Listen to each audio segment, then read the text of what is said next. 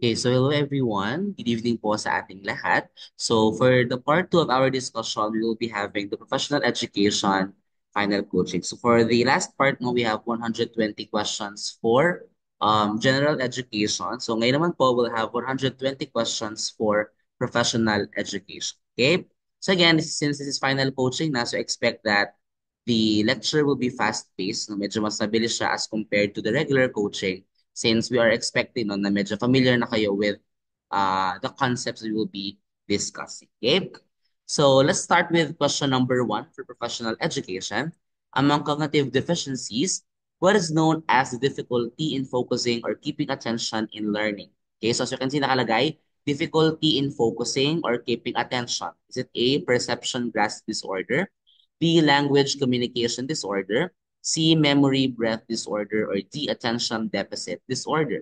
So from the keyword, no difficulty in focusing or keeping attention, the correct answer is letter D, attention deficit disorder. Okay? So pag sinabi nating perception grasp disorder, ito ay more on perceptual processing issues. Na pag naman po language communication, di ba language is for communication, no? So it's about ineffective comprehension of the language or using the language, no? And then next we have the memory breath disorder. Ang focus naman niya is about the working memory, no? So ito yung medyo mabilis makalimot, mga ganyan, or hindi ganoon katagal mag-retain yung mga information. Okay, that's the rationalization for the other items. Okay, but for number 1, the correct answer is letter D, attention deficit disorder. Okay, let's proceed to question number 2.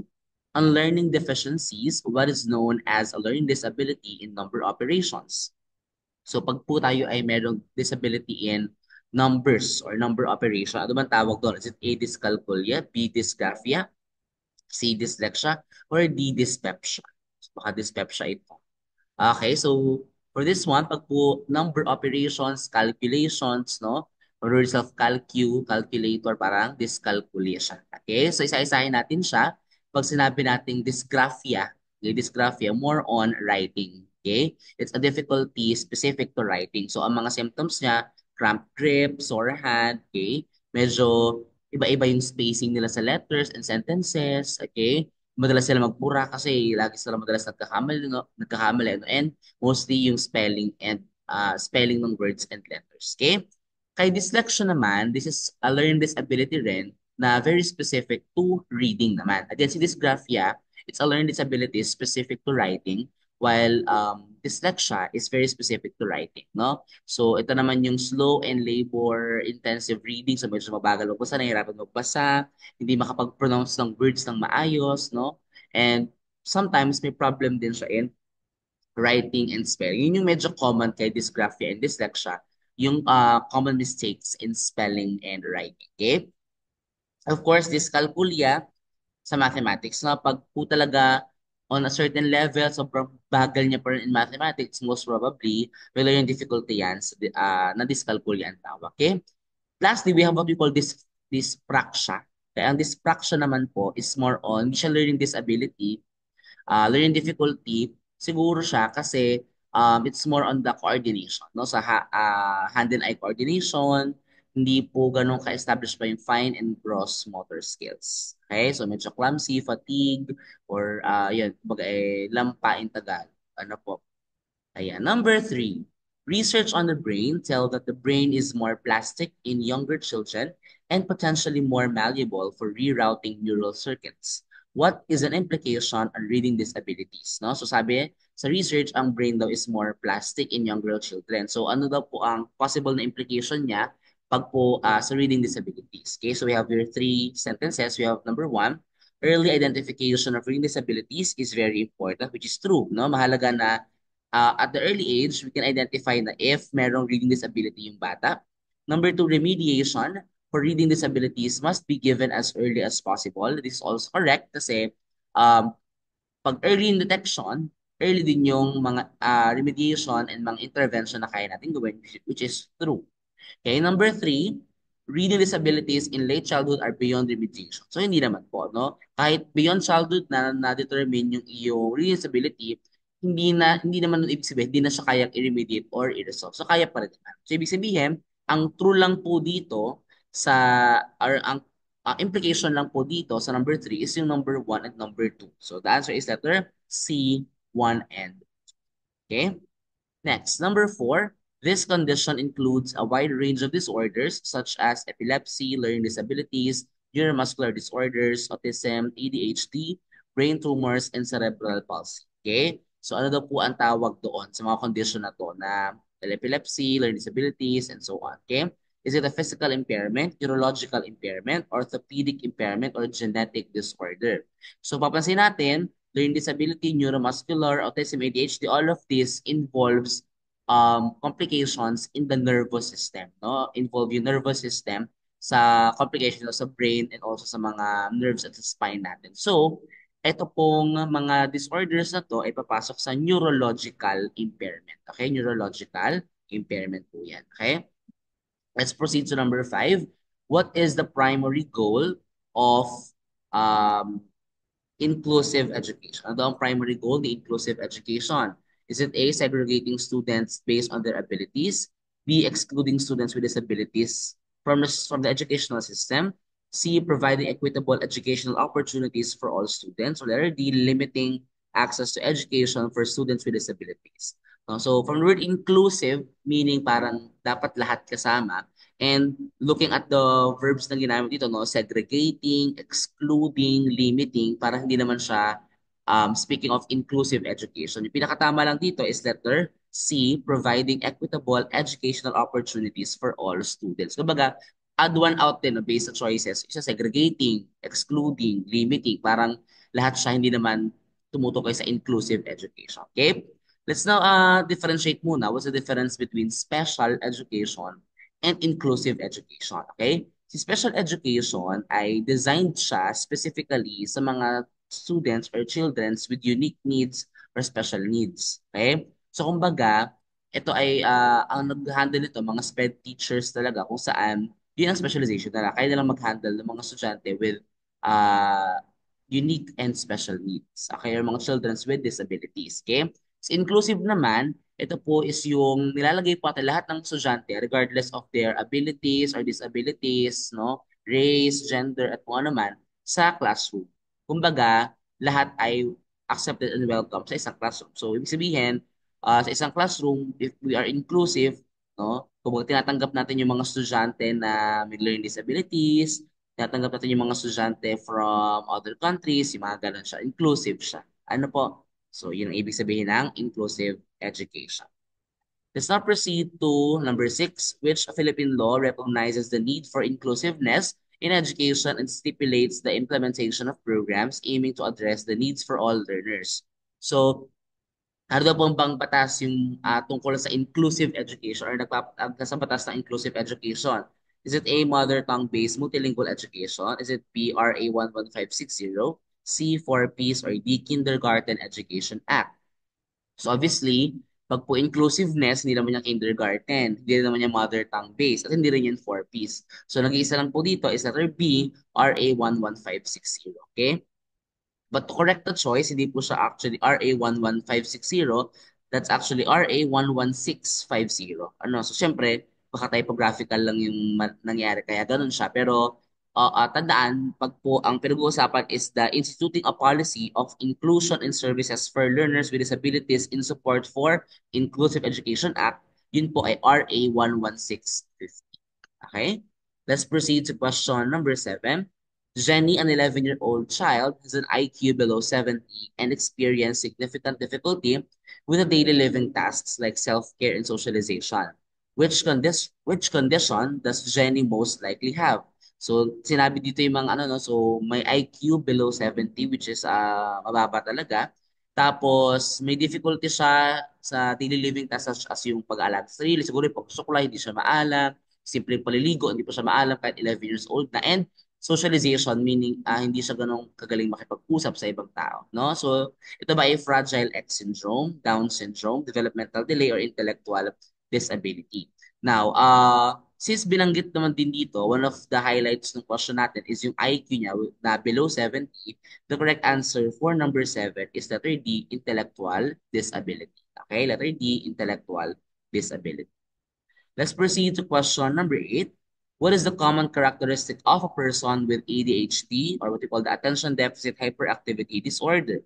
So, yun na pwede kunin yung clue, no? Attention deficit hyperactivity disorder. Is it a avoidance of routine activities? Para hindi naman, no? Frequent restlessness and difficulty sitting still. Pwede kasi para kumbaga ay hindi sila mapakali or galaw sila ng galaw, hyperactive. So pwede si letter B. Letter C, strong fascination with specific topics. Not necessarily naman siya the common characteristic for ADHD. And lastly, avoiding eye contact, hindi rin naman. No? So the best answer dito na pinaka-common characteristic based din sa meaning ng ADHD is letter B, yung frequent restlessness or maligalig magulo at hindi pumapakali. Difficulty sitting still. Okay? Let's proceed to question number 9. There is a need to have orientation sessions to, ano yan, 1, 2, 3. So, bakit daw ba mahalaga na tayo ay magkaroon po ng orientation sessions? Number 1, establish the right atmosphere. Okay, pwede to kasi kaya po may orientation para ma-establish natin ano ba yung environment na gusto natin na meron do sa, let's say, for example, sa internship, no? To formulate guidelines to follow. Syempre, yung mga rules and regulations, kailan ba sinasabi yan sa orientation din. Develop good relationship, of course, para magkaunawaan ng maayos, we need to conduct orientation session. So, for this one, lahat po ito ay importante, kaya po nagko-conduct tayo ng orientation session. Okay, so we have 1, 2, and 3. Okay, let's proceed to question number 10. Why do we need to know the do's and don'ts of the cooperating school? O, pag sinabi natin cooperating school, ito yung school kung saan tayo nag-OJT or saan tayo nag-intern. Okay? So, ano daw po, bakit daw mahalaga na alam natin yung do's and don'ts ng cooperating school? Okay, is it A, B, C, or D?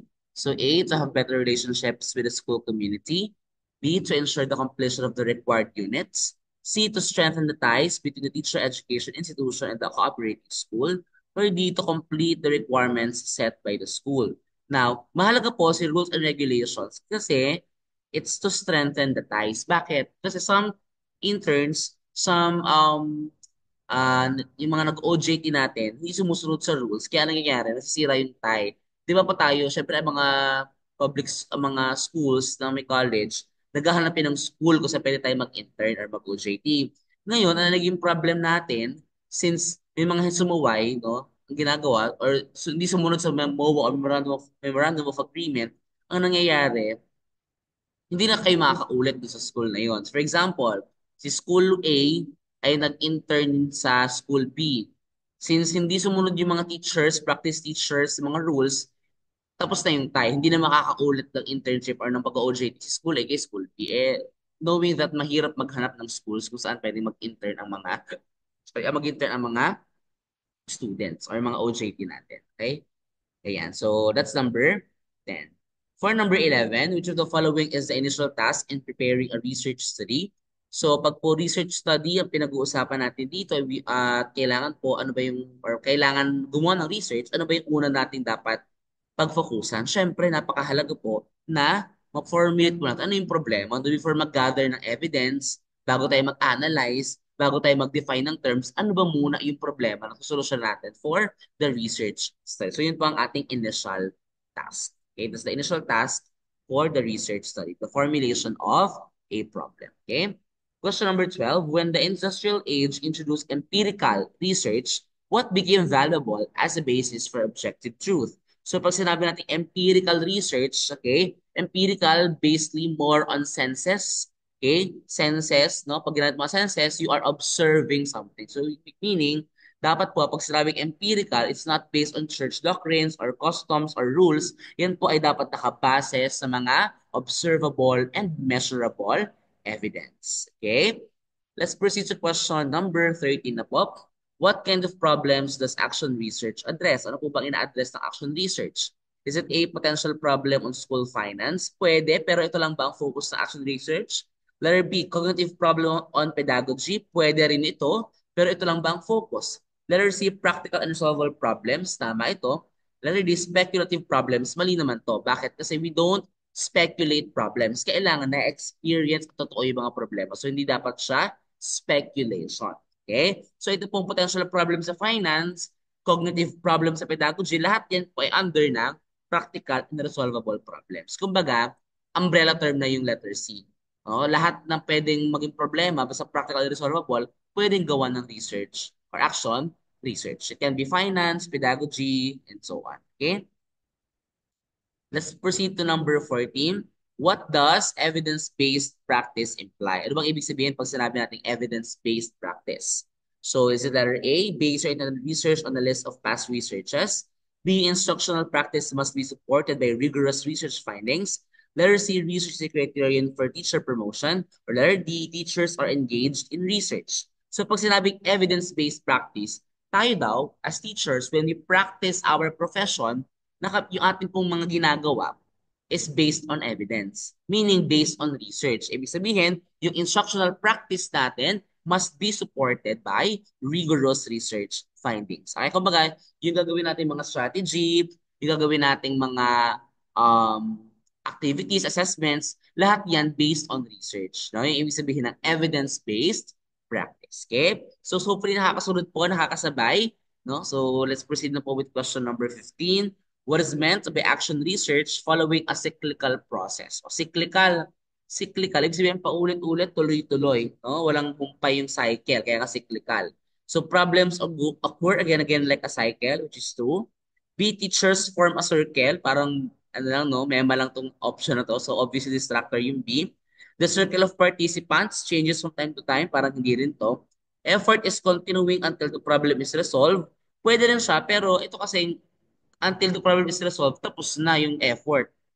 Pag na-resolve na yung problem. Pero tandaan, cyclical nga siya. Ibig sabihin, walang humpay yung pag-solve natin ng problem. Okay, that's letter A po. Okay, so hopefully po nakakasabay, nakakasunod tayo sa lecture.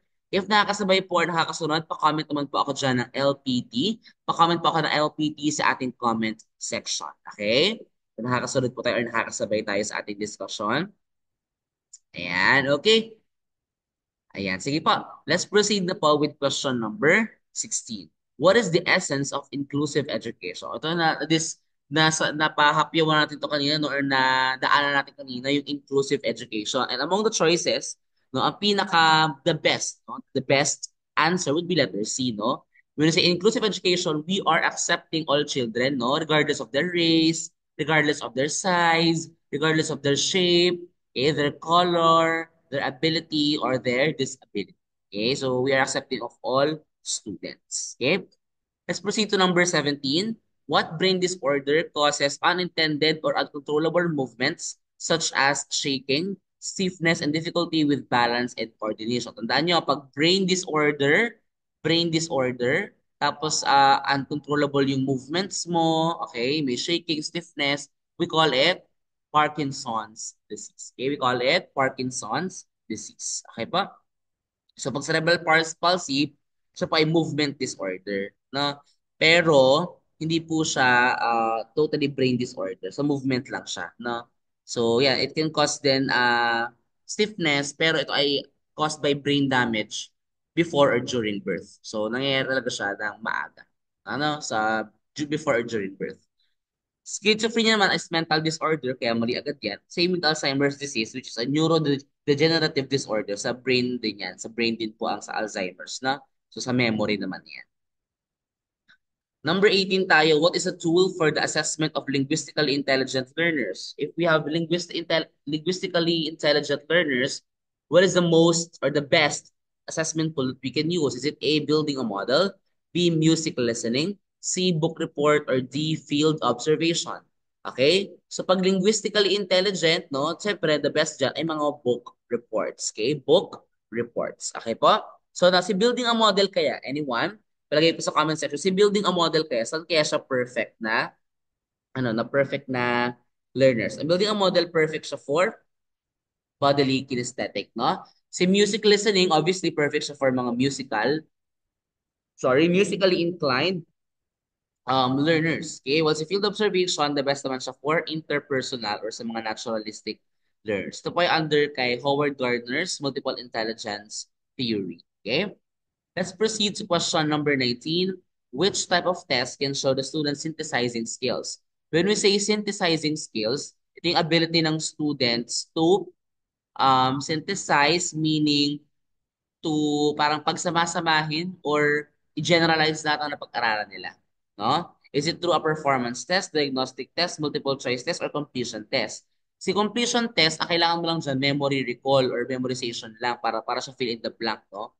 Multiple choice test, hindi niya kaya ipakita kung gaano kagaling yung bata synthesize or mag-generalize ng learning. Same with diagnostic test. And the best dito, pag synthesizing, ay mga performance test. Okay? Performance test. Let's proceed to question number 20. On cognitive principles in test construction, what ability is required to correctly answer fill in the blanks question? Kung nasabi ko na kanina, no? Pag fill in the blanks, hindi mo kailangan ng analytical thinking.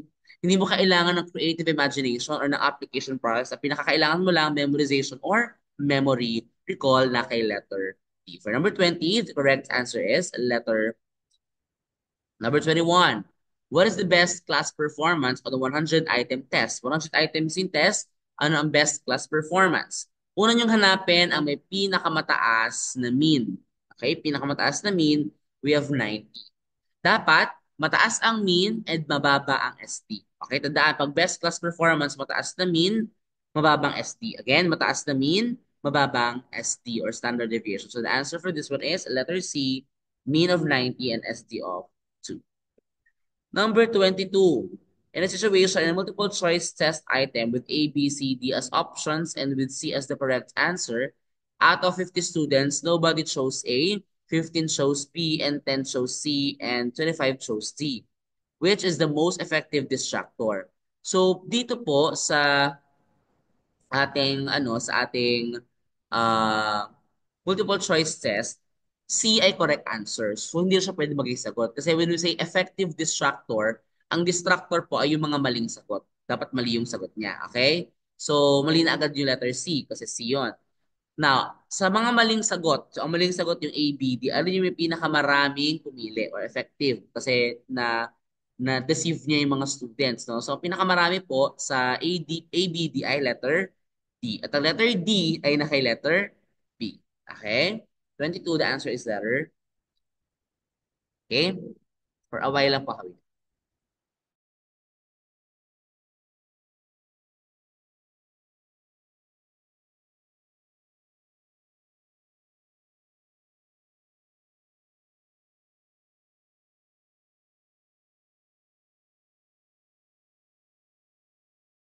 Okay, so let's continue.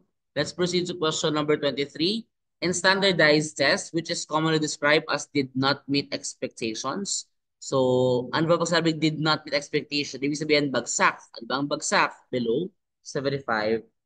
Okay, below 75%. Ito po yung grading skills, no? So, pag below 75, failed siya or did not meet expectation, and then fairly satisfactory, 70 to 79. Satisfactory 80 to 84, very satisfactory 85 to 89, and outstanding 90 to 100. Number 24, in addition to showing grades of students, their parents, which can be shown to demonstrate performance. No, aside po sa grade ng bata, ano pa pwede natin ipakita sa parent para mapakita or ma-showcase or maunawaan nila yung skills ng bata or performance ng bata. Siyempre, hindi wala namang kinalaman dyan ang syllabus, ang memorandum, tsaka curriculum. So yes, curriculum, pwede, pero ang pinaka pwede na mauunawaan talaga ng parents regarding sa performance ng bata ay yung mga gawa mismo ng bata, which is mga written works ng bata. Number 24, the correct answer is letter. Okay, let's proceed to number 25. Number 25, the internship program is meant to provide students with an opportunity to complement their formal learning with practical knowledge, skills, and desirable attitudes to gain hands-on experience in recognized post-training establishments, or HTE. It is stated in what article? So, daan nyo na lang po to. Ito po ay nasa memorandum ng SHED. Ito po ay stated sa Article 1, Section 1, Guiding Principles. Again, this statement po, actually ito yung word per word, no? It's from Article 1, Section 1, Guiding Principles. Okay? Let's proceed to question number 26. When do we say that one's reflection is well written? Okay? Kailan daw nasasabi natin na well written yung isang reflection? Is it A, clear but shallow with some documents?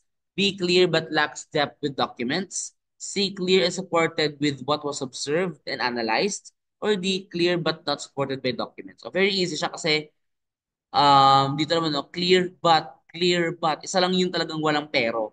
No? That is letter C, clear and supported with what was observed and analyzed. Okay, that's the answer for number 26.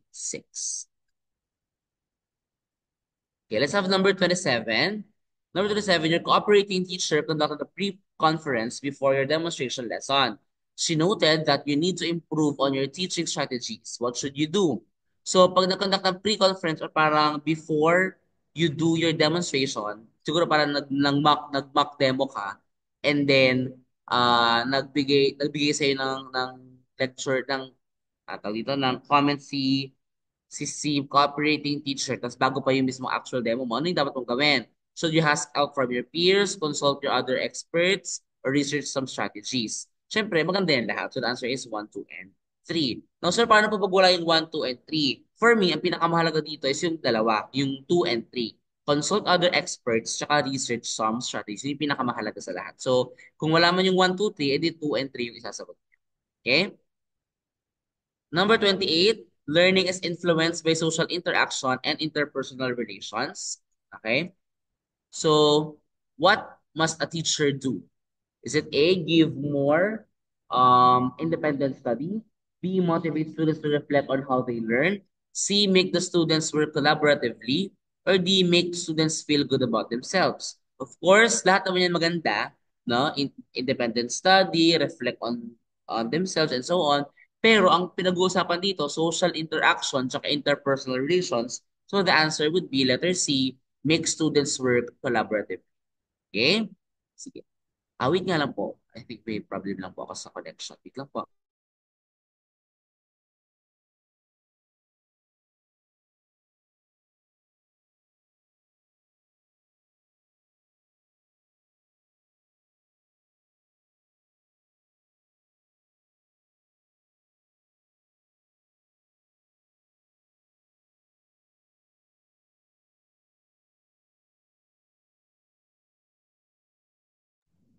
Ayan, sorry for the interruption. Kasi lagi nagpo-pop sa akin na medyo naglo-loading yung aking interface. Pasensya na po. Okay, sige, let's continue po with number 29 na po tayo. What is the term for achieving proper balance, discrepancy in perception and understanding in PJ's cognitive concept? Nakalagay po, balance in discrepancy in perception and understanding. Balance meaning equilibrium. Okay? So pag sinabi natin seriation, ito yung kaya ng bata mag-arrange according to size, according to number, na makukuha natin ito usually sa concrete operational stage ni John PJ. Okay? Ang scaffolding naman kay Vygotsky po ito, ito po yung proseso ng pagtulong ng more knowledgeable other sa isang estudyante para maabot niya yung zone of proximal development. Okay? Si accommodation naman is a part of the adaptation process in Piaget's theory kung saan ang accommodation, minomodify natin or binabago natin yung mga existing schema para ma-accommodate yung bagong information. Okay? Dalawa kasi yan. We have accommodation at assimilation. Pag accommodation, binabago mo yung schema mo para madagdagan ka ng, para ma-accommodate mo yung new knowledge. Pag assimilate, there's no need for modification. Magdadagdag ka lang ng knowledge. No? Pag accommodation, magmo-modify ka ng schema. Pag assimilation, hindi naman kailangan mag-modify ng schema. You're simply adding new information to your existing schemes. Okay?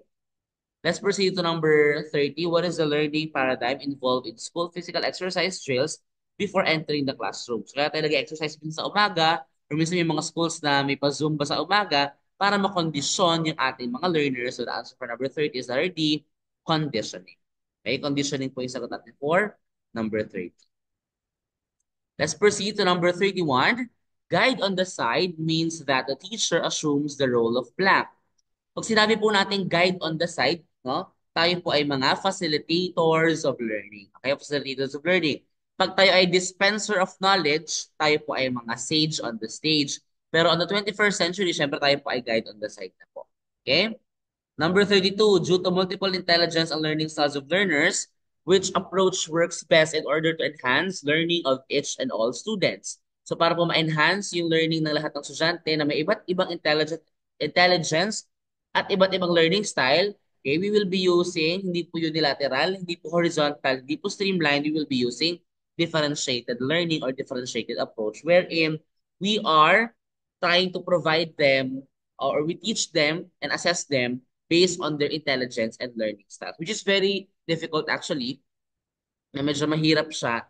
But this is a good way for learners to really ipakita no, yung kanilang intelligence. Okay? Number 33, which is true of a constructivist teaching learning process. One, based on students' questions and interests. Two, interactive. Three, dialogue. Four, group work. Tandaan, pag constructivist, student-centered. So nakabase tayo sa interest at question ng students. Yan po dapat ay may collaboration. Okay, dapat po may interaction within the students, kaya po pasok sa interactive at saka sa group work. And of course, involved din po sa constructivism yung communication, open communication with teachers and students and as well as students to students. Kaya po involved po ang dialogue. So yan po, 1, 2, 3, 4, lahat po yan ay pasok pag pinag-uusapan natin si constructivist teaching learning process. Okay? Ayan. Okay. Sige, let's proceed to number 34. In Bandura social learning theory, what is self-control over one's functioning and over events, such as when the students maintain their honor grades? So, yan po tatawag na self-control na yan. We call it self-efficacy. Okay? Let's have number 35. An essay test is most appropriate when blank.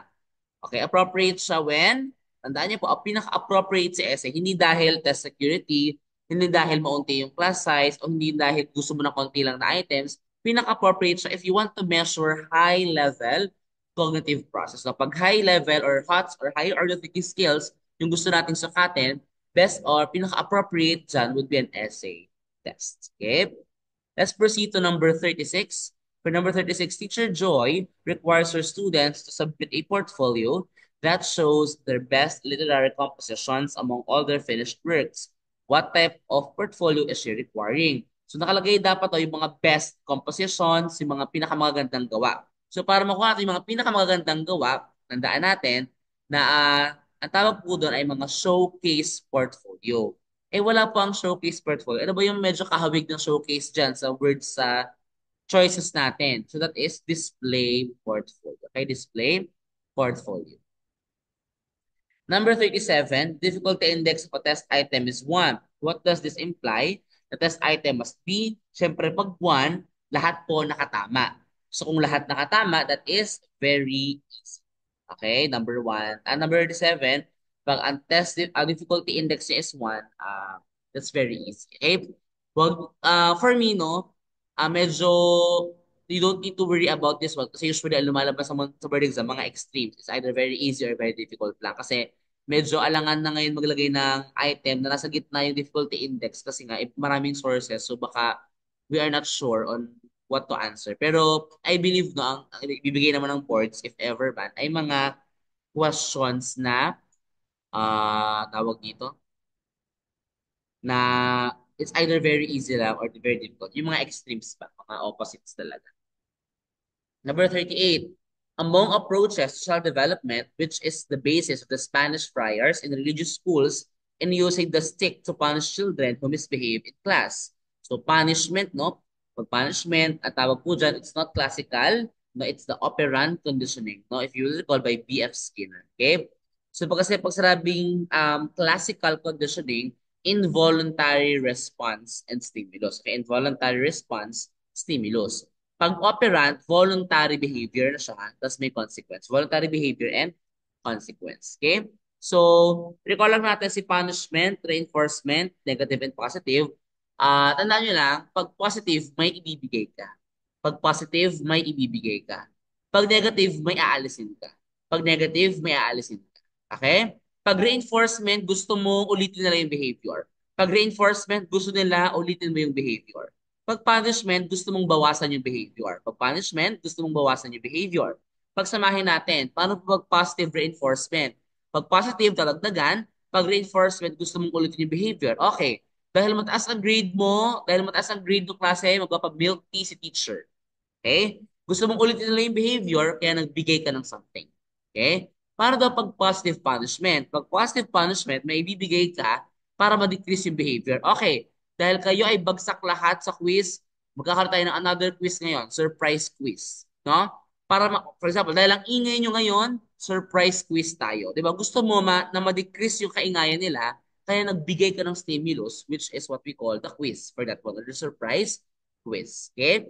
Punta naman tayo kay negative. Para pag negative reinforcement, again, negative, may aalisin ka, reinforcement to maintain the behavior. Halimbawa, okay, o kunyari, parent ka, no? Okay, since mataas ang score mo, hindi na kita gagawin ng trabaho na sa bahay o di ka na gagawin ng gawaing bahay. 'Di ba? Gusto mong ulitin niya yung behavior na mataas ang grade. Kaya ang ginawa mo, tinanggalan mo siya ng household chores para ulitin niya ulit. Ay, sis, tinanggalan ako ng gawaing bahay ni mama or ni papa dahil mataas ang grade ko, ulitin ko siya. 'Di ba? Yun yung idea niya. So, nagtanggal tayo. Pag negative punishment, magtatanggal ulit tayo, pero para ma-decrease naman yung behavior. For example, ang ingay nila. O dahil ang ingay nila, okay, wala kayong break ha, wala kayong lunch. Sabi, yung mga strict teachers, no? Okay, hindi kayo magbe-break ha, hindi kayo magla-lunch, napakaingay nyo. Diba? Tinanggalan mo sila ng break or lunch kasi gusto mong i-decrease yung behavior nila na pagiging maingay. So that is the difference between positive reinforcement, negative reinforcement, positive punishment, and negative punishment. Okay? Number 39, in Freud's theory of psychoanalysis, which best represents the superego among students. Ang superego po is our ideals in life. Okay, tandaan, pag superego, ang pinag-uusapan natin dito ay yung, actually, i-flash ko lang, no? Yan kasi, yung tatlong ideas na yan, para siyang ano, isipin nyo lang na halimbawa, si Id, okay, si Id, siya yung, sorry, okay, si Id, parang siya yung, sorry po, sorry. Okay. So, si Id po, para siyang devil.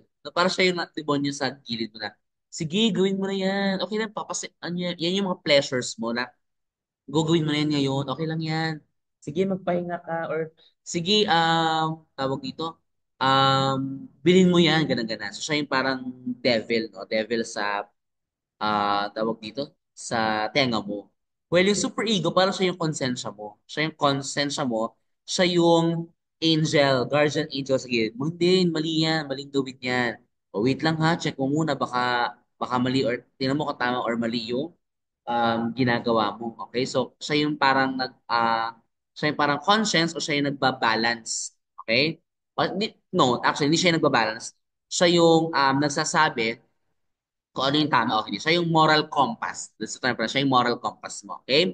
Si ego, siya yung nagbabalance. Ano? Siya nagbabalance. Ang role ni ego or ang goal ni ego ay mabalance natin yung si id at saka si super ego. Magbalance yung id at super ego natin. Okay? So nakalagay naman dyan, no? The job of the ego or self, ikaw yan, di ba? Id is the devil sa gilid mo. Super ego is your moral compass, your guardian angel, while your ego is you. Ikaw yun mismo. Okay? So it's to balance the aggressive, pleasure-seeking drives of the id and the moral control of the super ego. Number 40, on the age period of development, at what age should the school teach knowledge and appreciation of career and professional values? Kailan ba dapat tinuturo ang professional values? Siyempre, pagkapunta na ng adulthood, about 17 to 45 years old. Okay? Number 41, which statement on physical development of infants and toddlers is true? The cephalocaudal growth pattern shows. Sandaan nyo, meron tayong dalawang growth patterns. Tama? We have the cephalocaudal and proximodistal. Okay? So cephalocaudal, sinasabi niya that we develop from the upper limbs to the lower limbs. No? So, pag cephalocaudal, galing sa wala sa ulo, pababa. Ang development daw natin is from top, pababa. From head to toe. Yung development natin, yung growth pattern natin from head to toe. Okay, so yung best example niya, yun nga, yung upper limbs munang na-develop bago yung lower limbs. Okay? The other growth pattern, we call it proximodistal. Si proximodistal naman, nade-develop daw yung ating tayo from center papalabas, no? Center then pa-outward. Ibig sabihin, for example, sa katawan natin, nade-develop muna yung sa trunk natin, sa katawan natin, bago ma-develop yung skills natin sa mga limbs. No? So palabas siya, outward siya, from the center. So that's proximodistal. Okay? Number 42, when infants are born, they immediately begin to observe the world and make sense of it through sucking, grasping, and looking. In which stage is this according to Piaget's theory of cognitive development? So, infants, actually, yun ang best keyword nyo, infants. Okay? So, we have A, pre-operational, B, in between sensory motor and pre-operational, C, pre-sensory motor, or D, sensory motor. Dun pa lang sa stages, if alam niyo po yung mga stages ni John Piaget, mali na agad dyan si B at C. Bakit? Bakit pumali si B? Ang tinatanong, nasa ang stage? Yung in between two stages, hindi po yan stage. So, huwag kayong magkasagot ng something na in between, it depends, ganyan. Huwag kayong magkasagot agad sa board exam. Sumagot kayo ng exact na sagot. No? So, yung letter B, hindi yan exact. So, mali sa letter B. Letter C, bakit muli si letter C? Si letter C kasi, wala po tayo tinatawag na pre-sensory motor stage, no? We start with the sensory motor stage agad. So yun yung pinakauna, sensory motor, at dyan po involve ang infants. Kaya ang sagot natin for number 42 ay letter D, sensory motor. Kasi wala tayong pre-sensory motor, hindi pwedeng in between. Tapos sensory motor is the first stage, meaning dito papasok yung mga infants natin. Okay? So, ito yung nakalagay, no? Piaget's cognitive development, pag sensory motor 0 to 2 years old. Ang pinaka na-develop po pag sensory motor ay object permanence. Okay? So, object permanence, ito yung alam ng bata na nandyan pa yung gamit kahit nalaglag. So, for example, may dedehan, yung kanyang dedehan. Inalis mo sa paningin niya, tinago mo sa likod mo. Kahit na tinago mo sa likod mo, alam pa rin niya na nandun pa yung dedehan somewhere else. Kaya po yung develop sa sensory motor stage. Okay? Next po is pre-operational. That's 2 to 7 years old. Ang develop naman dyan is conservation.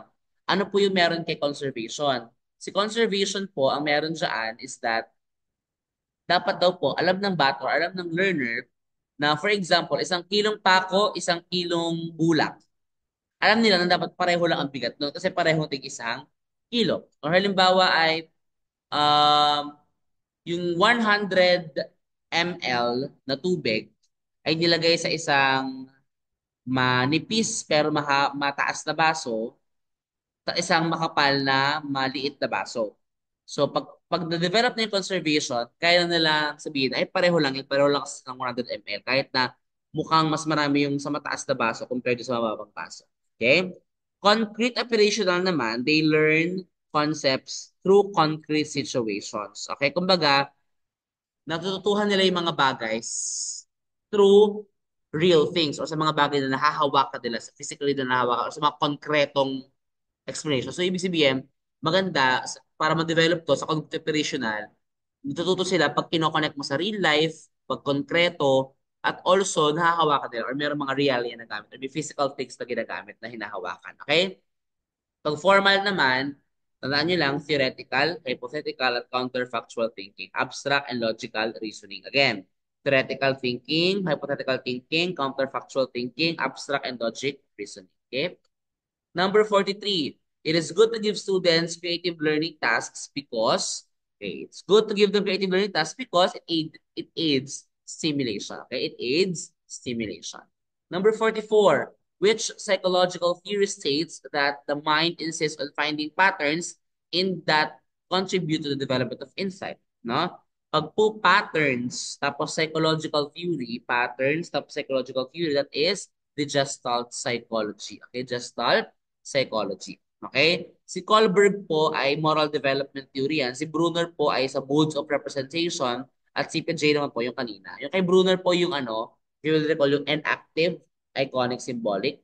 Si kay Kohlberg po yung may 3 stages tapos may 2 levels each stage. Okay? Na moral development. Okay? Ito po yung sa Gestalt psychology. 7 Gestalt principles. This is how our minds perceive and organize visual information. So we have proximity, similarity, closure, symmetry and order, common fate, figure ground, and continuity. Let's have number 45, who stress the idea that students cannot learn if their basic needs are not first met. No? Ano daw po ba sino ang nagsabi na pag hindi na-meet ang basic needs ng bata, hindi sila matututo? So if you will remember, sino ba ang nagpasimuno ng hierarchy of needs? Ang hierarchy of needs ay kay Abraham Maslow. Kay Abraham. So ito yung kanyang hierarchy of needs. Okay, we have the physiological needs, safety needs, belongingness and love needs, esteem needs, and actual self-actualization needs. Okay? So ano po kaya, okay, since ito ay ina-apply, actually si Abraham Maslow hierarchy of needs ay ina-apply din po sa mga schools, especially sa mga DepEd public schools. Okay, ano kaya ang best example ng programa sa DepEd or programa sa public schools na in-emphasize nila ang hierarchy of needs ni Abraham Maslow? Ano po kaya yung best example na pwede nating isipin na ito kaya pala ina-apply sa public ang hierarchy of needs, no? Ito yung programa na in response to a hierarchy of needs. Okay po? Okay, the correct answer is feeding program. No, yun ang best example talaga, feeding program. Kaya kumbaga para hindi matututo ang bata kung gutom sila. Kaya nagpapa-feeding program sa DepEd schools, no? Casey Miller's model naman, it's about the professional authenticity. It's how a professional moves from cognition to behavior. A professional moves from knowing something, from knowing how something works, shows how it works, and then does it. Ginagawa So from cognition to behavior. Pag naman Thorndike's laws of learning, we have law of effect, law of exercise, and law of readiness. So law of effect, pag po maganda yung naging resulta, possible na maganda yung naging effect ng ginawa nila, baka ulitin nila yun. Law of exercise naman, para ma-retain yung information, kailangan siyang ulit-ulitin or gamitin lagi or exercise or routine, no? Pag readiness naman, dapat po ang mga bata ready, no? Or conditioned bago mag-start yung lesson. Okay? Number 46. The learner's mind takes in information, processes that information, then uses that information for learning. Which learning theory is explained?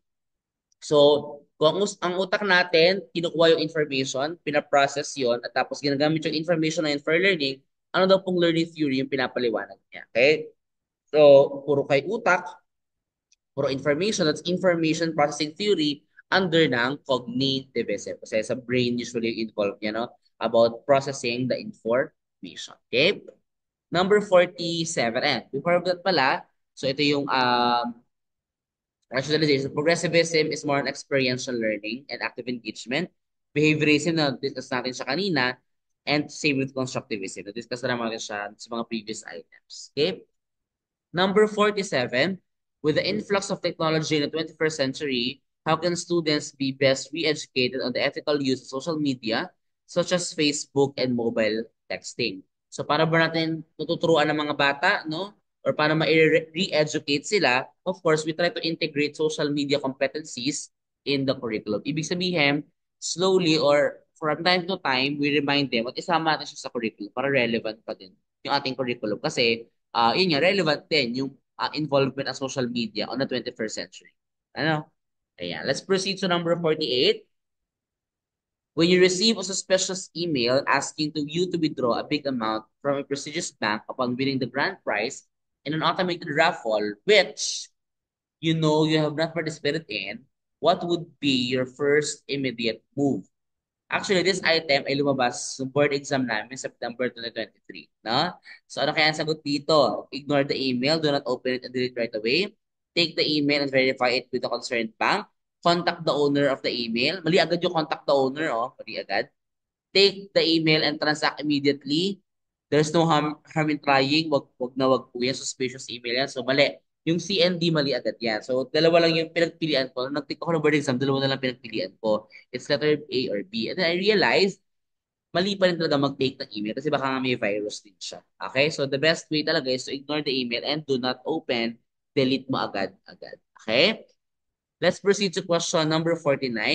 If you employ song analysis as teaching strategy, you would like to look for an old-time folk music. Which media tool will you utilize? So of course, that is media tool, that's Spotify. Okay, media tool, Spotify. 50. Why did a math teacher choose a web application that helps his students gain arithmetic skills through a game where players earn tokens and feel they are successful through a fun experience? Okay? Bakit kaya pinili ni math teacher yon na magpalaro siya para matuto yung mga bata? Of course, kasi paglaro, okay, paglaro po yan, tuwang-tuwa ang bata, engage yung bata. Okay? Number 51, how are massive open online courses or the MOOCs delivered to the learners of all kinds? So, yung mga students, retirees, no, nakalagay naman dyan, massive open online. O, ang tanong, paano ba dinedeliver? E di online. Ano ba yung online? E di through the internet. Okay? Number 52, we will be having a short break after ng 60 items. So, konti na lang po, we'll have a short break po. Okay? Number 52, which of the following is significant or related to social-emotional development in the child? Pag po social-emotional, it's not learning the alphabet, it's not uttering the first word, mommy, it's not crawling on one's feet, kasi ito ay more on sa verbal, sa physical. Ang social-emotional dito is, of course, being attached to parents. Okay? So, kung laging hanap si mama, laging hanap si papa. Ano po? Number 53, on periods of development, what feature characterizes the child in early childhood? Early childhood po ha, high level of recognition, parang hindi agad. Independence, of course, bata pa yan, hindi pa yan independent. Maturity, you don't expect maturity as well. No? Pag early childhood, ang pinakamakikita natin feature is their readiness for school. No? Pwede na silang pumasok sa eskwelahan. Okay? Next, let's proceed to number 54. Number 54, what process of child development arouses interest in learning through fun activities like music and dance activities? Okay? Anong proseso daw yon na nag-aaros ng interest through music and dance? That is, at pinag-usapan kanina, yung ating socio-emotional. Okay? Socio-emotional. Let's proceed to number 55. Since chromosome endowment differs between male and female, what chromosomes belong to females? Pag females po ba, anong chromosome? Sige, pa-comment nga po, palagay po sa comment section. Ano nga po ba pag ang chromosomes ay sa female? Pag female po, we have XX chromosomes. So, females po composed of X chromosomes. Okay? Paano naman po pag male? Anyone? Paano daw po pag male? Pag male po, ano po ang chromosomes natin? Palagay po sa comment section. Pag male po, okay, so pag male, we have the XY chromosomes. Okay, X and Y chromosomes. Let's have number 56. How are transition activities best handled? Okay, para natin i-handle ang mga transition activities. A, by surprising students on activity transition. B, by simply enforcing the next activity. C, by clustering students in groups. Or D, by setting instructions for the next activity. Okay, wag na wag po wag basta-basta okay to activity at wag basta-bastang i-grupo na lang. No, kailangan mayroon mo ng proper instructions. Again, kailangan may proper instructions. Okay? Number 57 po tayo. To be an effective classroom manager, what should be coupled with a friendly attitude? Para daw po maging effective na classroom manager or teacher, ano dapat i-partner natin pag friendly ka? Dapat pag friendly ka, dapat okay, hindi po confidence, hindi po caring attitude, hindi po tolerance, no? Aside from being friendly, dapat alam pa rin nila yung boundary. Dapat meron pa rin authority. Kaya dapat, aside from being friendly, i-partner mo siya with your supervision skills, no? Para at least may authority pa rin and they are not afraid of you. May authority ka pero set ako sa'yo, no? Kasi friendly ka. Pero may authority, may boundaries. Okay, so that's letter A. Okay, nakakasabay pa naman po. Kaya pa. So, again, 120 items po tayo. Kaya sana po ay kayanin niyo pa po. Kayanin niyo pa kasi medyo madami-dami talaga siya. Ano? So, number 58. Which best indicates efficiency in a two-way communication between teacher and students? Okay? Pag two-way communication between teachers and students, no, pinakamahalaga sa communication, dapat po tayong lahat, no, ay open makinig or willing makinig. No, openness to listen, letter. Okay? Very good po tayo. Let's proceed to number 59. What does it mean when a misdemeanor has a ripple effect on the class? Pag sinabi natin ripple effect, ano bang ibig sabihin niyan? Invite the misbehavior will end? Hindi naman. That the class will know the misbehavior? Hindi rin.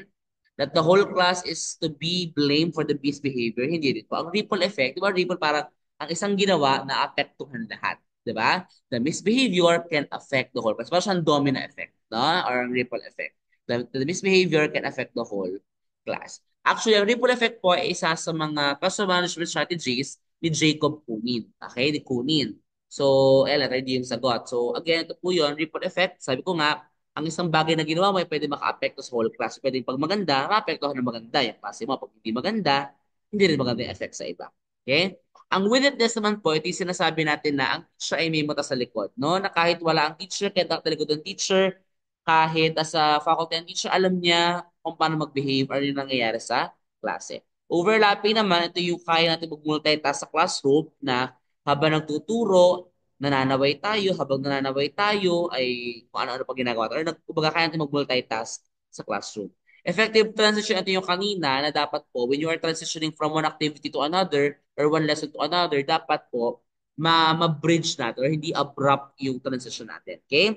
And lastly, we have satiation or avoiding student boredom.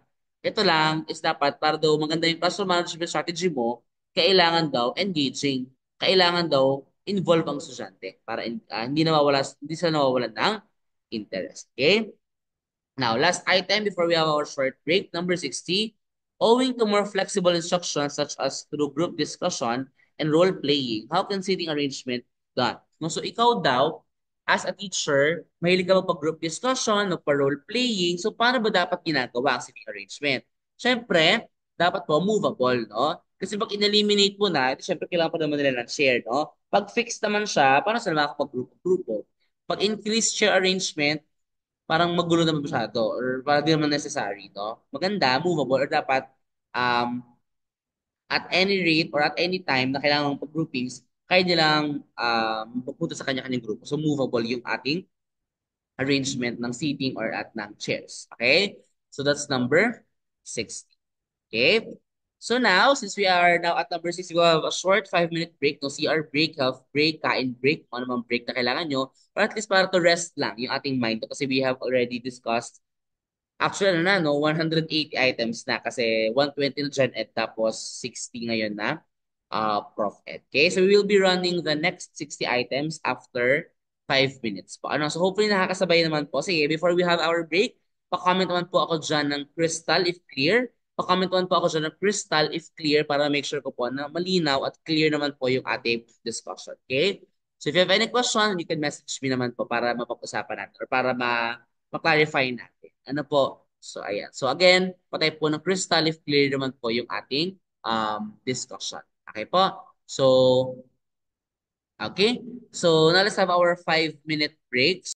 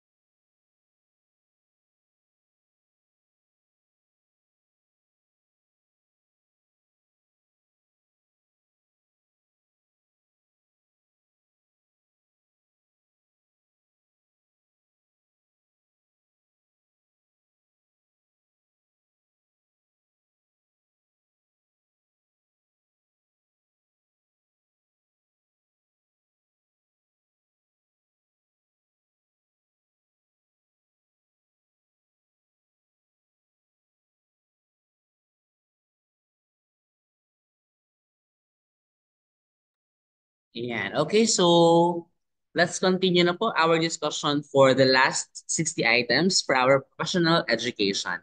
Okay, let's have number 61. What is the concrete instance of flexible learning? So ano ba yung best example ng kung saan nangyari yung flexible learning? Of course, that is on letter B, online learning during a COVID-19 pandemic. Talagang dyan nasukat talaga yung flexible learning talaga natin. Ano po?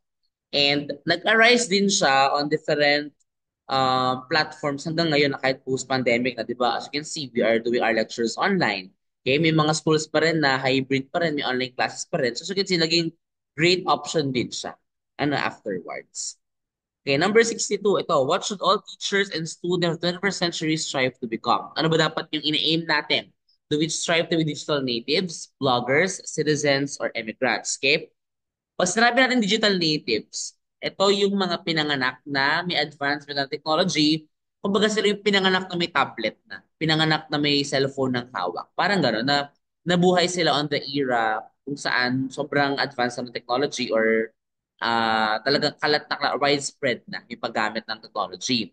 Pag sinabing digital immigrants, most probably ito yung mga tanay, tatay, lolo't lola natin na pinanganak kung saan wala pa o hindi pa ganun ka-widespread ang technology, hindi pa ganun kalawak yung paggamit ng technology. Tapos ngayon, buhay pa rin sila na may ano na, meron ng advancement ng technology. So mga immigrants sila, okay?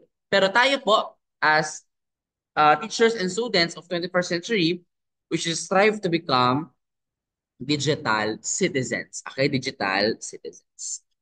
Number 63, what is the most common problem among learners with this new normal learning system? Ano common problem sa mga learners natin in the new normal? That is, okay, as you can see sa mga outputs, lagi na lang i-generated, lagi na lang copy-paste, rampant plagiarism. Okay, usually mga outputs ng mga bata ngayon, pina-generate na lang sa AI lahat ng essay pinagawa na. No, it's not bad to use AI, but we should also consider na kailangan mo yung tutuhan pa rin yung mga bata. Ano po? So parang guide lang dapat natin si AI. Anong nangyari si AI na yung gumagawa ng lahat. Ano po? Number 64, as technology is applied in education, which of the following is the most limited in terms of the amount of information that may be transmitted through its use? Limited in terms of the amount of information. Of course, hindi po yan internet. Ang internet information superhighway yan. Ang films or documentaries, syempre maraming information din dyan. Same with graphs and charts. Ang pinaka-minimal lang or limited ay pag gumamit tayo ng chalkboard. Okay? Number 65, when teacher Jason evaluates an educational app in mathematics for grade 10, he ensures that the content is not too easy or difficult for the students. What criterion is he considering? So dapat daw yung application na gamitin niya, hindi sobrang hirap, hindi sobrang dali. Yun ba ay organization? Hindi naman. Yun ba ay currency? Hindi rin naman. Yun ba ay accuracy? Hindi naman. Ang sinusukat niya, dapat sakto lang, appropriate lang for the grade 10 learner. So the answer is letter A, for 65, that's appropriateness. Okay? Number 66. Which of the following is an effective reinforcement to conceptual ideas in a lesson? If we want them to understand the concepts, if we want them to fully realize what do we mean by the concepts you are talking about, kailangan relevant sa kanila. Paano yun magiging relevant sa kanila? Magiging relevant siya if we relate that to real life. If we relate the ideas to real life. Okay? Number 67, which of the following is the most appropriate message by teachers on the first day of class? Siyempre sa first day of class, huwag nyo silang takutin, na huwag nyo silang i-pressure. Kailangan positive lang. Kailangan may words of encouragement at kailangan ilo-look forward nila. Based sa message, dapat ilo-look forward nila yung school year na yun. So, ang pinakamaganda na message natin sa students at the start of the class or the school year is that the year will be a fulfilling experience for new learning. Okay? Number 68, which of the following is an improvement in the physical learning environment of a classroom? So if you want to improve the physical learning environment, syempre, dapat may better ventilation. No? Actually, since may nagiging problem na lalo ngayon, mataas yung heat index natin, dapat talaga may proper ventilation na hindi sobrang init sa learners kasi hindi rin sila makakapag-focus sa learning. Ano pa, pag hindi properly ventilated yung classrooms natin. Number 69, which outcome in remedial instruction in English is generally important? Now, Ano ba yung gusto nating maging outcome ng remediation sa English? Okay?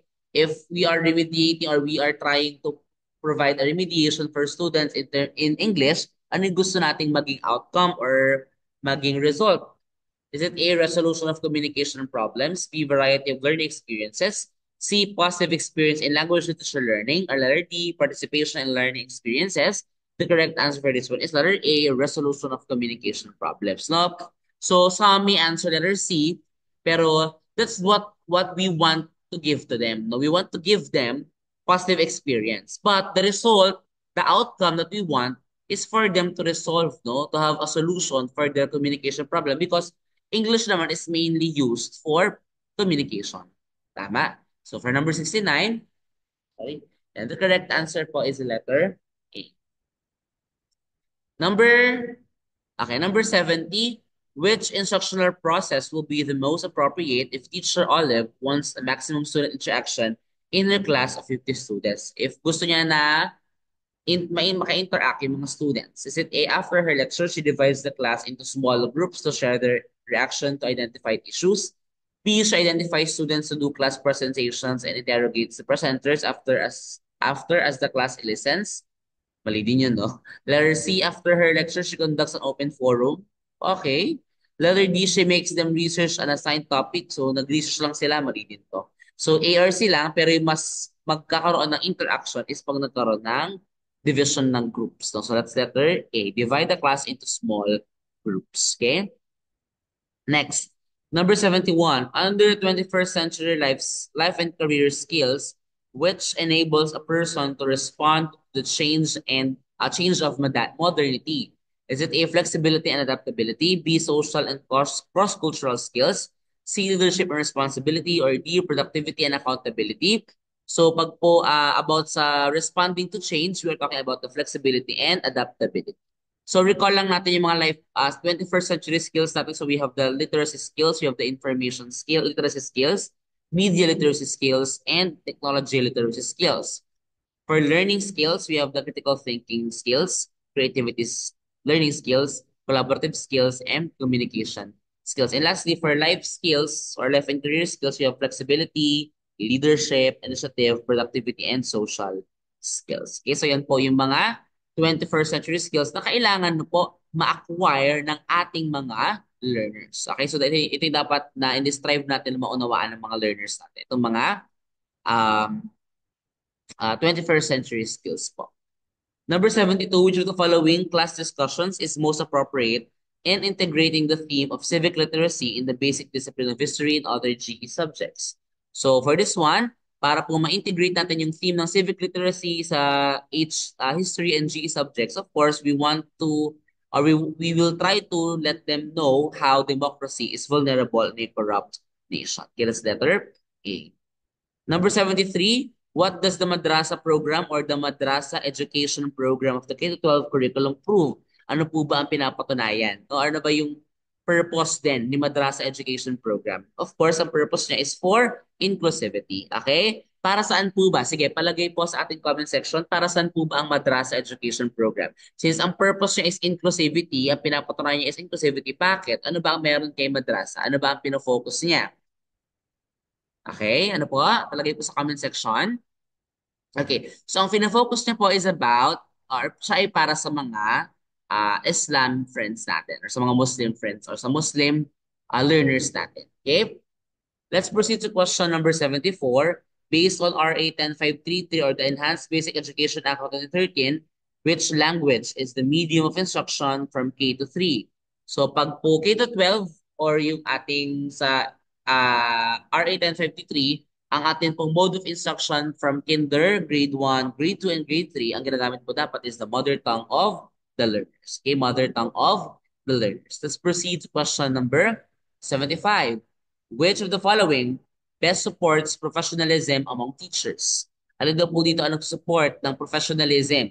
Okay? Is it directions laid down by school principals and supervisors? Not really. Policies responsive to the teacher's professional competencies. Pwede po ito kasi yung mga policy about sa competency, professional competency ng mga teachers.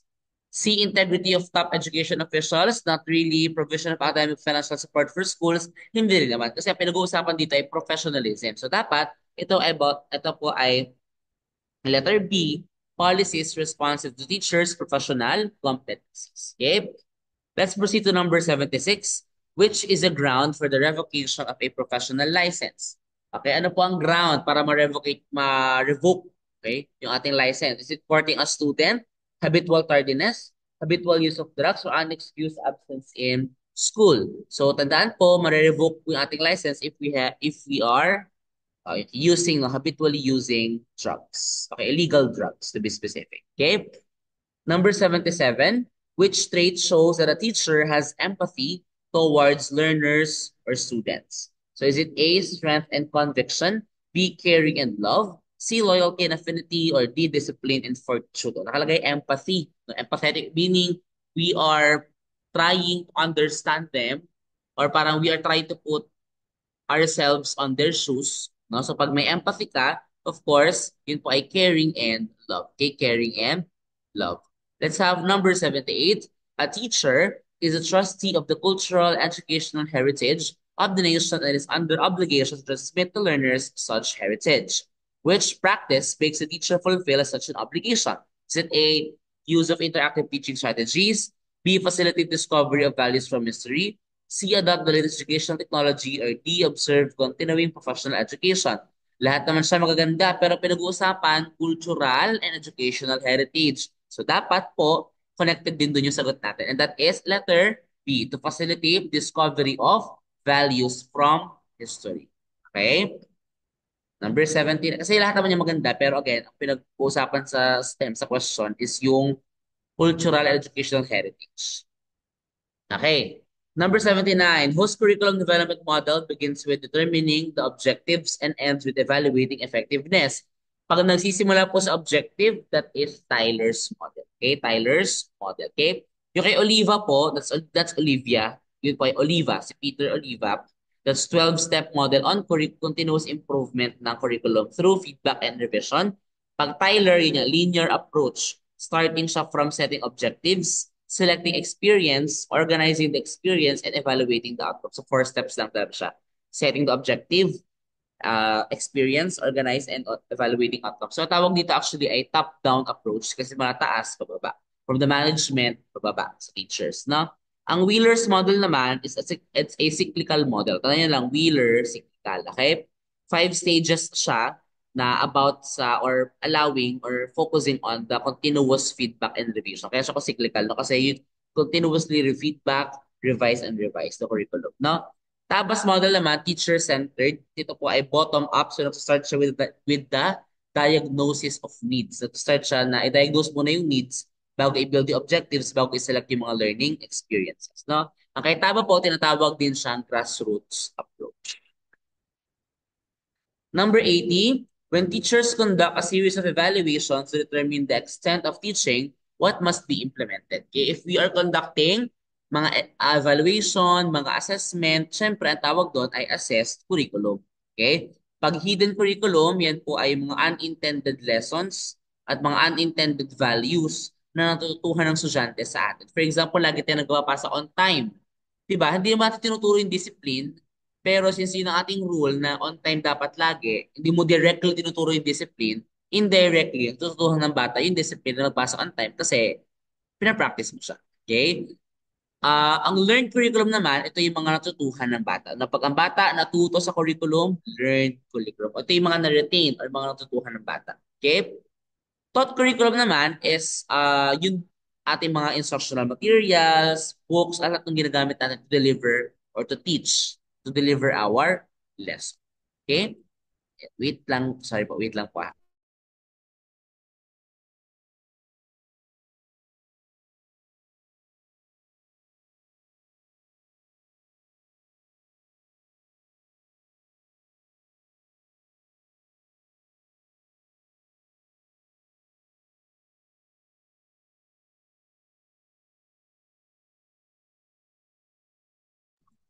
Ayan, okay. Sorry po for the interruption. Sige, let's continue po. Let's have item number okay, 81. Okay.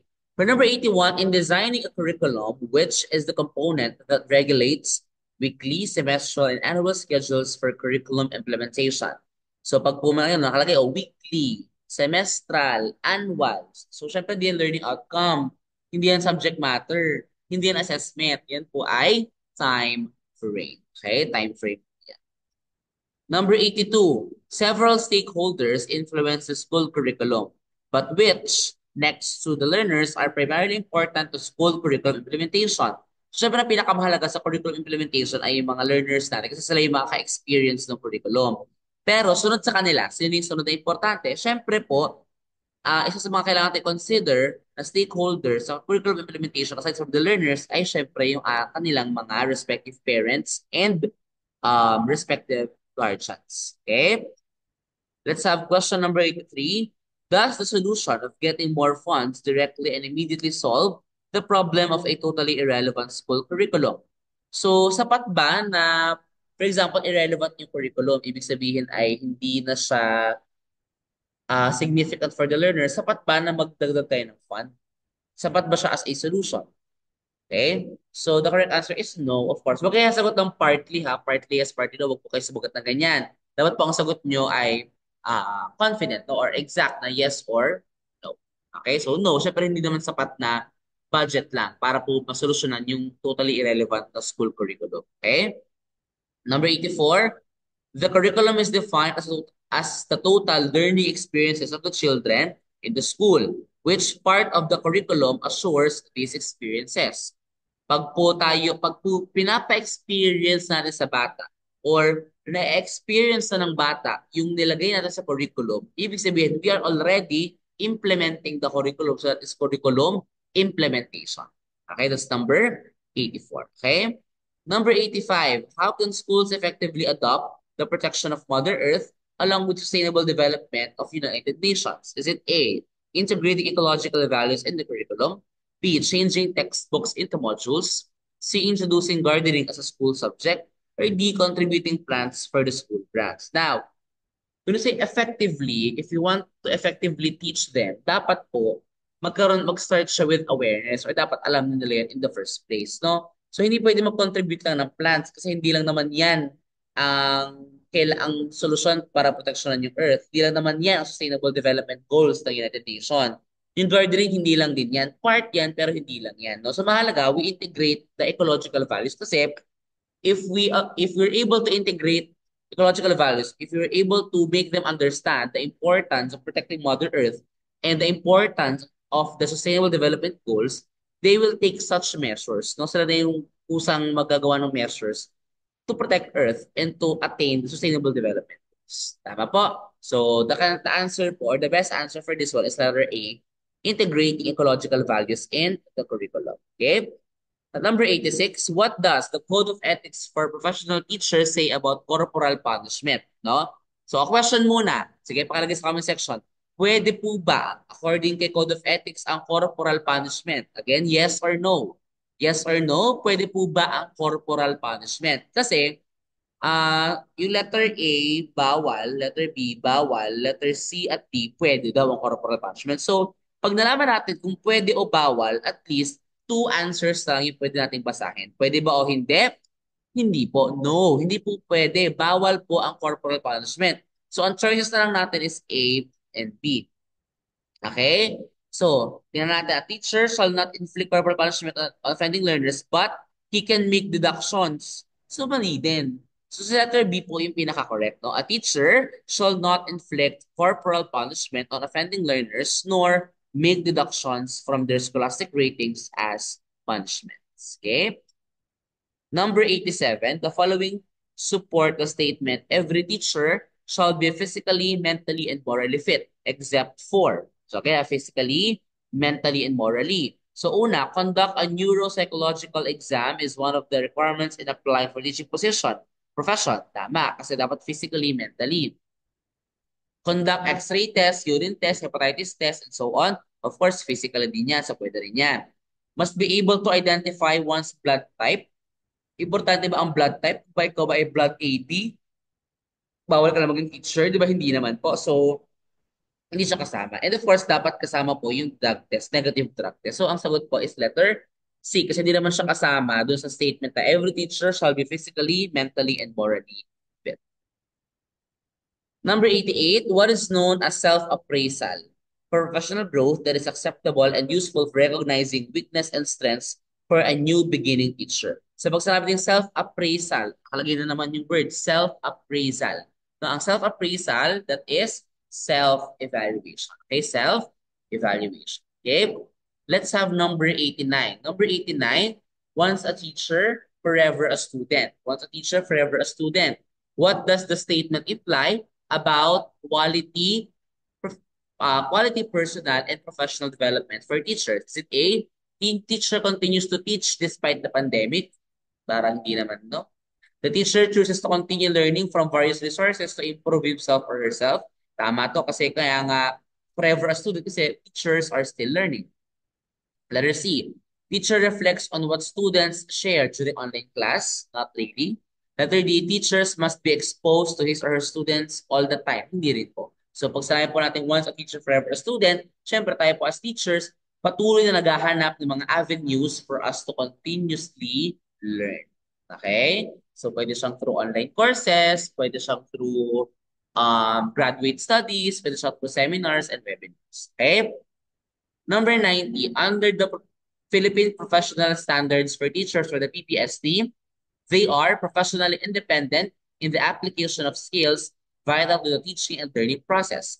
Pag sinabing independent, okay, is it proficient teachers, beginning teachers, highly proficient teachers, or distinguished teachers? Tandaan nyo, pag po ang keyword ay independent, they are independent on their tasks, no? Ayan po ay mga proficient teachers. Ito yung mga salient feature ng mga teachers. Ito ay mga hierarchy, no? So pag beginning, they are just learning the basics. Pag proficient, they are independent with their skills. Pag po highly proficient, sila ay nag-support, sila yung mga tumutulo, sila yung mga nagme-mentor ng beginning teachers. Ang distinguished po, sila yung mga leaders. No? They are the inspirational leaders. Sila yung mga principals natin, school heads, mga education program supervisor, mga superintendent, and so on. Okay? Next, number 91. Which of the following strategies can teachers least consider when preparing for their retirement? So pag nare-retire na, ano yung hindi dapat i-consider, ano yung dapat iwasan natin? Iwasan yung frequent trips with Grab promo fares and freebies. Siyempre, pag retirement, wala na talaga tayong sahod, wala nang work pension na lang. So dapat meron tayong life and retirement insurance, i-manage yung expenses, and dapat CPD or continuous professional development pa rin. Kasi pag retired ka na, you can still teach pa naman sa higher education, no? Sa college at saka uh, sa graduate studies. Okay? Number 92, through what are the vision, mission, goals of schools concretized in the day-to-day life in the school? So, paano po ba na-achieve ng learners natin yung goals, yung mission at vision ng school? Siyempre, sa ating mga activity, through our activities, through our assessments and evaluations in the classroom, we are slowly achieving or we are targeting the vision, the mission, and the goals of our respective schools. Okay? 93. The class of Miss Cruz enjoyed the interactive discussion of an interesting topic that caused overtime, which delayed the next class with Mrs. Mata. What best attributes from two teachers must emerge in this situation to avoid unhealthy confrontation and relational conflict? So para po maiwasan, yun po mga conflict no, in terms of tawag dito, in terms of teachers na nag-overtime, kasi hindi may iwasan kahit ngayon na actually by experience na hindi may iwasan mag-overtime ako or yung co-teachers ko mag-overtime. So dapat yung nag-overtime, dapat merong sense of apology. Dapat mag-apologize siya. No? Na, sorry ma'am, sorry sir, kasi medyo napa-enjoy po ang mga bata, medyo napa-overtime po ako. And syempre, dapat yung next class na nakuha na ng oras, dapat understanding kasi hindi naman siya lagi. And also, understand na nag-enjoy naman yung bata. So dapat po may apology and also meron ding understanding para po maiwasan yung conflict. Okay? Let's have question number 94. There are several components that make up a morally mature person, which shows that a teacher applies moral principles such as the golden rule when making moral judgments. Of course, para ma-apply po moral principles, dapat po ang teachers nagre-reflect sa kanilang moral choices. So the answer for 94 is letter C, reflect on moral choices. Okay? Wait lang. Sorry po. Sorry po again. Wait lang.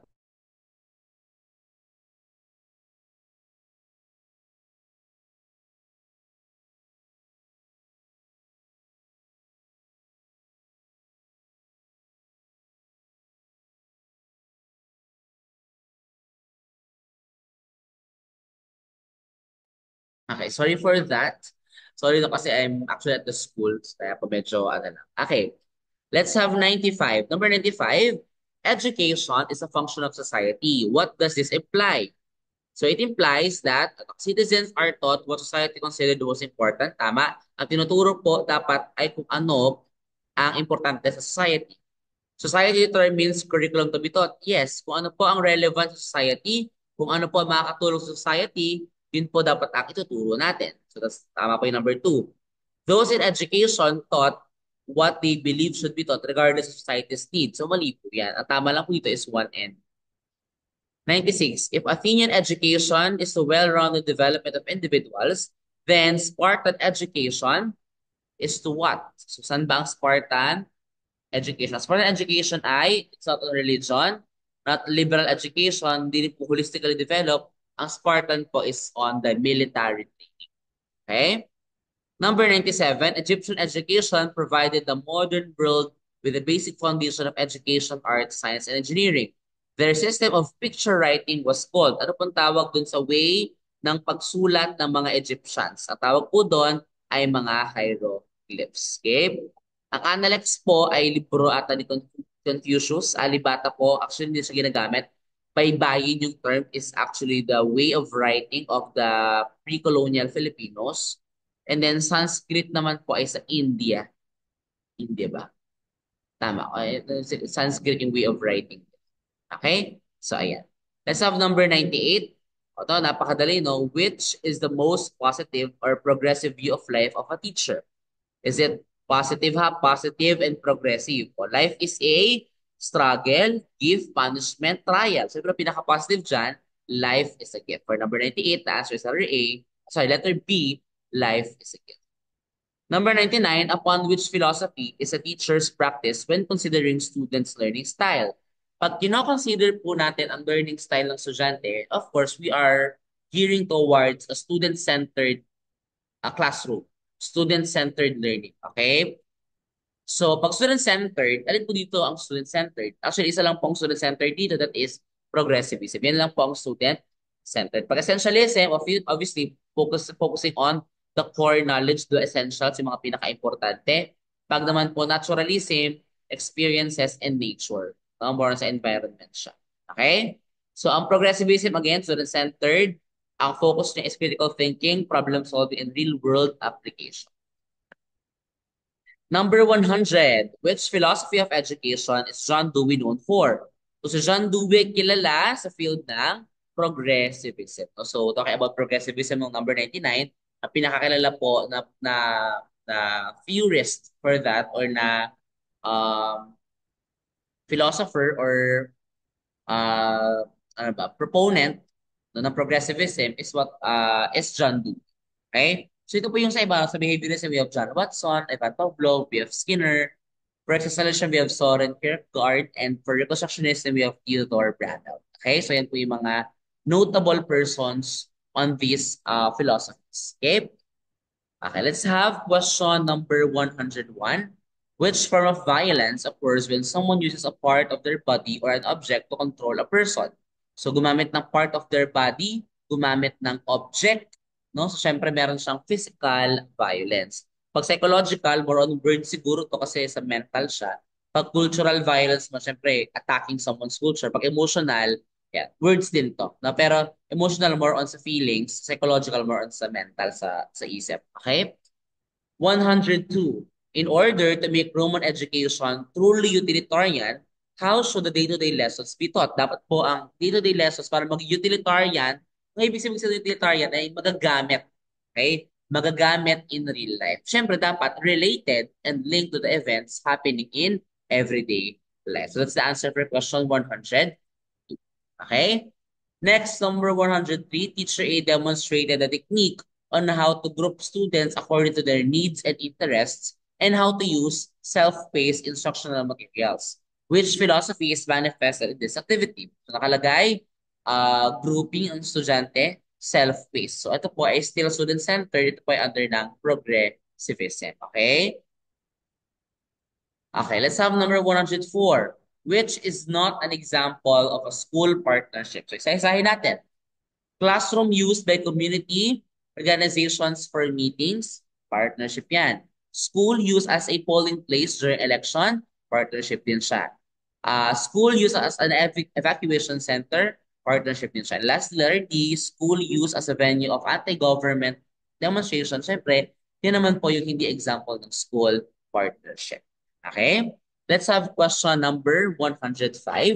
105, virtue as one of the components in the teaching of Rizal, as a course focuses on the teaching of good and beauty, consistent with the good and beauty in God.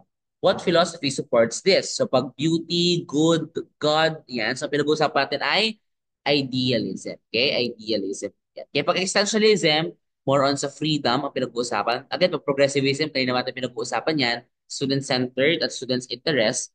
Pag social reconstructionism, ito naman ay more on sa democracy, sa society na. Number 106. This implies lack of patriotism or lack of appreciation and love for the Philippines rather than foreign things. So, pag walang patriotism, hindi po tumatakilik na sariling atin or walang appreciation sa kultura ng Philippines, meron po tayong tinatawag na colonial mentality. Okay? Or if wala ang colonial mentality, pwede rin po ang word na xenocentrism, yung X-E-N-O, xenocentrism. Okay? Pag extreme personalism, ito yung pinapersonal yung mga bagay-bagay.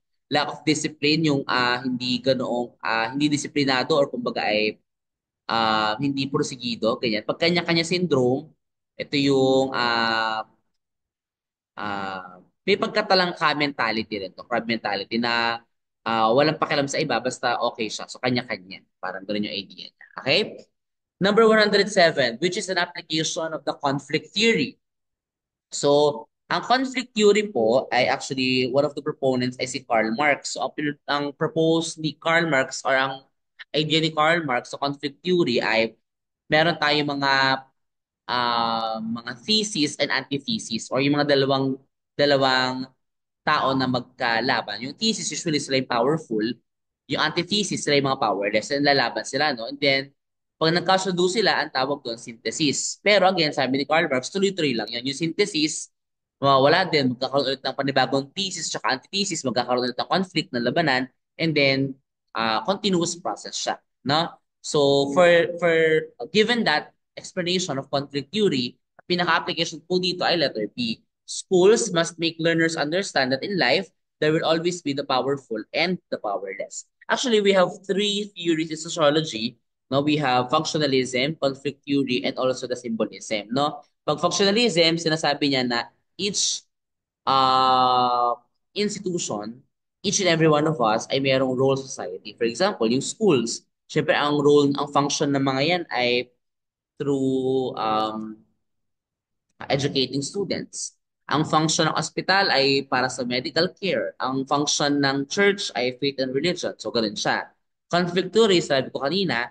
And then, si symbolism naman, sinasabi niya na ang society ay dictated most of the time by the symbols. For example, nakita mo naka-pearl necklace ay mayaman siya. Nakita mo, gusto yung damit niya ay pulubi siya, mahirap siya. So, we perceive society through the different symbols that we have. Okay? Next, we have number 108. Which of the following historical periods in the Philippines does formal instruction begin? Kailan po ba nag-start ang formal instruction? Is it pre-Spanish, Spanish, American, or Commonwealth? Okay, so is it letter A, letter B, letter C, letter D? Tandaan natin, pag formal instruction, that is on the Spanish period. Okay, bakit? Kasi di ba na Spanish, may mga schools na ang turo ay yung mga friars, no? So formal instruction na yan. Ano po yung American? Kaya American po ay free or public education, no? Kaya Spanish, formal education or formal instruction. Kaya American nag-start yung public education system. Okay? Let's have number 109. In her leadership in the community, a professional teacher shows no sign of ethnocentrism. What does this mean? Pag no sign of ethnocentrism, ano ba ang ethnocentrism? Ang ethnocentrism ay you perceive your culture as superior. Feeling mo, superior yung culture mo, o culture mo yung pinakamagaling. No? Pero sabi dito, yung teacher daw, no sign of ethnocentrism. So, ibig sabihin, hindi siya nang mamaliit na culture, so that's letter B, does not belittle other people's culture. Okay? Kasi pag letter D yan, looks at her culture as superior to others' culture, yan po ay ethnocentrism. Pero ang ginasabi, no sign of ethnocentrism. Yung letter C, is ashamed of her own culture, yan naman po ay xenocentrism. Pag kinakahiya mo yung kultura mo, feeling mo inferior kayo, yan po ay xenocentrism. Okay? Number 110. What is the essence of servant leadership? Is it A, leading is serving, B, leading is changing, C, leading is making sure your subordinates feel your power over them, or letter D, leading is ensuring that yourself is the first? Okay? From the word itself, servant leadership. No, servant leadership, of course, that is letter A. Leading is serving. Okay? Number 11, which legal basis guides the hiring of new teachers in the public schools? Siyempre, hindi yan Magna Carta for Women, no? Kasi tungkol sa teacher yung pinag-uusapan natin. Hindi rin siya localization law, kasi localization talks about na dapat po ang teachers, as possible, ay ma-assign or ma-appoint sa mga schools na malapit sa kanya. Professionalization law naman, ito yung nagbibigay o ito yung batas na nagpo-professionalize or nagsasabi yung sa let natin, no? Na tayo ay pinakapasa ng let, we are professional teachers, no? Pero yung pag-hire ng new teachers sa public schools, yan po ay under ng Magna Carta for public school teachers. Again, Magna Carta for public school teachers. Okay? Number 112.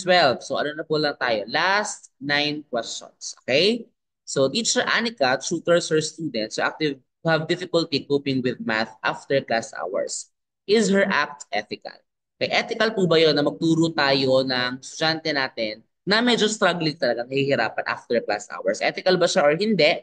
That's actually ethical. No, ethical. Tama, okay lang naman po yun. Okay lang tayo mag-tutor ng ating estudyante na talagang nahihirapan or talagang slow learner. Okay?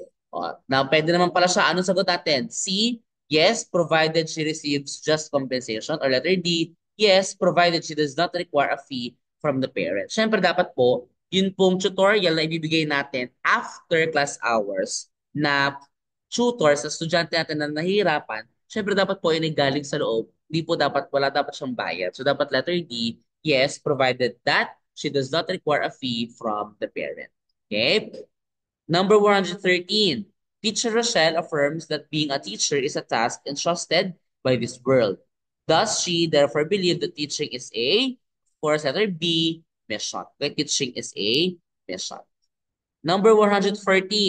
Principal Bert acted on the letter of complaint received by his office 30 days after saying he was preoccupied with more important things in the past few days. Is his reason acceptable? So, syempre, hindi po acceptable. No? Na 30 days niya nireplyan or in-acknowledge or nagbigay ng action dun sa letter. Dapat po ay according to RA 6713, dapat ang ating public officials ay mag-respond, no, must act or must acknowledge the request and letters within the 15 days from the receipt ng letter. The 15 days after ma-receive, dapat po ay makapag-act na or meron ng response doon sa letter of request or sa mga yun nga, letters na ibinigay sa mga public officials. Okay?